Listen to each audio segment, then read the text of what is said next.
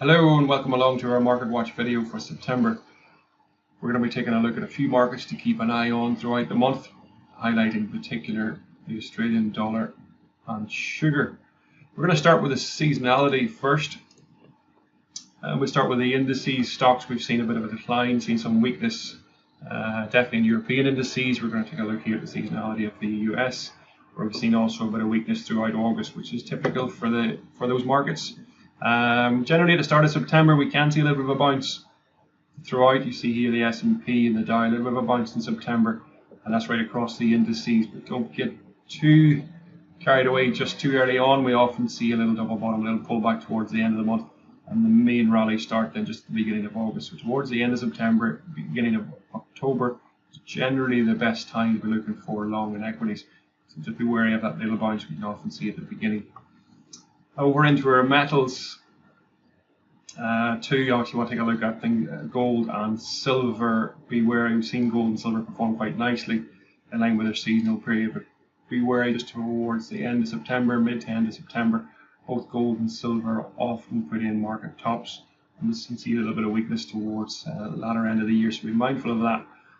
And a number of our softs, I've already highlighted sugar, and I'll just point out the seasonal period. We've seen a nice rally in June, considering the downtrend that we've seen have seen in sugar, and we're coming into its best period throughout the year, September and October.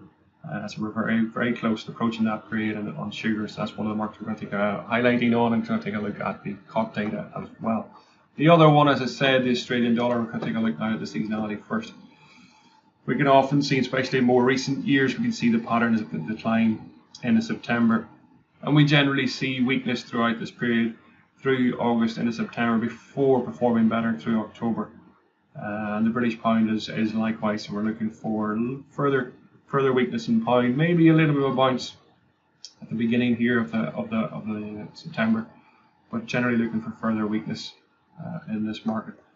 Okay, we're going to go over now and highlight those two. As I said, Australian dollar and sugar on our COT data. We highlighted the Aussie last month, looking at the level. We're back up to 80-cent level, up through here, and we've seen the commercials building up a short. Price stalled in through here, but what's been interesting as we've stalled, we've come back into that 80-cent level. We've seen here, just highlight the short positions of the commercials. Just turn that off. You'll see the short positions continue to push higher. Unlike what we've seen in euro a number of weeks ago, whenever the euro approached a major level of resistance, we've seen the shorts from commercials actually drop. We can see they're still defending this level. They still see price moving lower, and they're selling into this stall just right here below that level. So still looking bearish for the Aussie. And interestingly, on the trend following side, speculators getting back up towards just crossed the 100,000 contracts. And it's been the level we've seen in recent years that has caused major market tops. Just to get back up, you see the tops that we've formed in these areas whenever speculators have gone all in, and especially you just see last week the big jump we've seen towards the end, looking very like exhaustion. We've seen in the past as well that last little jump up as everybody piles in towards that rally. So still looking bearish there for Aussie. Still looks like that level, that 80-cent level, is going to hold. So that's our view from here. So in line with seasonality, if we could see a little move back down into sort of the mid-70s, would be a nice move. But at the moment, while price is within that consolidation area, we'll sit and wait. On the other side, sugar.